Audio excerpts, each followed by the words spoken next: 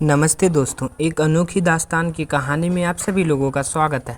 आइए हम सुनते हैं एक अनोखी दास्तान की कहानी। एक समय की बात है, एक छोटे से गांव में एक लड़का रहता था जिसका नाम था रोहन। रोहन एक गरीब परिवार से था, लेकिन वह बहुत मेहनती और ईमानदार था। वह अपने माता पिता की मदद करने के लिए हर रोज़ काम करता था। एक दिन रोहन को एक जादुई किताब मिली।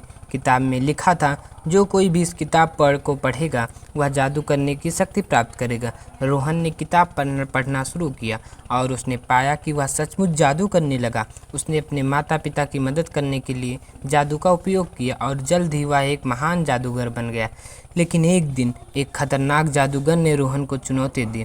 जादूगर ने कहा, तुम मुझसे जादू की लड़ाई में जीत नहीं सकते। रोहन ने हिम्मत नहीं हारी और वह जादूगर से लड़ाई के लिए तैयार हो गया। दोनों ने जादू की लड़ाई शुरू की और आखिरकार रोहन ने जीत हासिल की। जादूगर ने रोहन को अपनी जादुई शक्तियां देने का फैसला किया और रोहन एक महान जादूगर बन गया।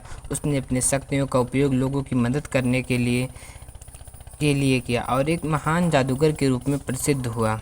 और इसी तरह रोहन ने अपनी जादुई शक्ति का उपयोग लोगों की मदद करने के लिए भी किया। उसने बीमार लोगों को ठीक किया, गरीब लोगों को धन दिया और गांव को सुखी बनाया। एक दिन रोहन को एक संदेश मिला कि एक खतरनाक राक्षस गांव के पास आ रहा है। रोहन ने हिम्मत नहीं हारी और राक्षस से लड़ने के लिए तैयार हो गया। रोहन और राक्षस के बीच एक भयंकर लड़ाई हुई। रोहन ने अपनी जादुई शक्तियों का उपयोग किया और आखिरकार राक्षस को हरा दिया।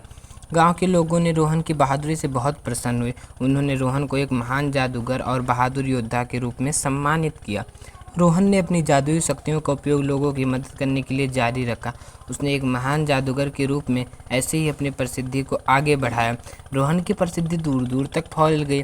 लोग उसे एक महान जादूगर और बहादुर योद्धा के रूप में जानने लगे। एक दिन एक राजा ने रोहन को अपने महल में बुलाया।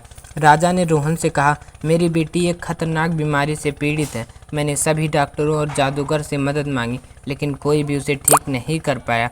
मैंने सुना है कि तुम एक महान जादूगर हो, इसलिए मैं तुमसे मदद मांगता हूँ। रोहन ने राजा की बेटी को देखा और उसे अपनी जादुई शक्तियों का उपयोग करके उसे ठीक कर दिया। राजा बहुत खुश हुआ और उसने रोहन को एक बड़ा इनाम दिया। रोहन ने इनाम लेने से इनकार कर दिया और कहा, मैंने यह काम लोगों की मदद करने के लिए किया, इसलिए मुझे इनाम की ज़रूरत नहीं है। राजा ने रोहन की ईमानदारी और बड़े दिल से बहुत प्रभावित हुए। उसने रोहन को अपने महल में एक सम्मानित अतिथि के रूप में रहने के लिए कहा और इसी तरह रोहन की कहानी आगे बढ़ती रही। दोस्तों, अगर आपको यह कहानी पसंद आया हो तो आप वीडियो को लाइक करें और चैनल को सब्सक्राइब ज़रूर करें।